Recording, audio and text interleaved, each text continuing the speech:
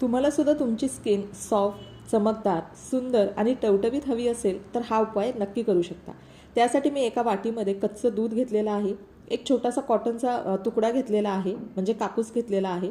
त्याचा एक छोटासा बॉल बनवायचा आणि पूर्ण जे कच्चं दूध आहे ते आपल्या चेहऱ्यावर व्यवस्थितपणे अप्लाय करायचं।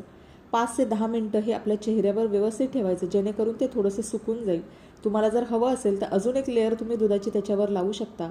5 ते 10 मिनिटं आपल्या चेहऱ्यावर व्यवस्थित ते ठेवायचं आहे आणि त्यानंतर ना चेहरा कोमट पाण्यानं धुवायचा आहे। जेव्हा रोज हा उपाय तुम्ही 1 आठवडा जरी कराल ना, तेव्हा तुम्हाला तुमच्या चेहऱ्यामध्ये छानपैकी फरक दिसेल।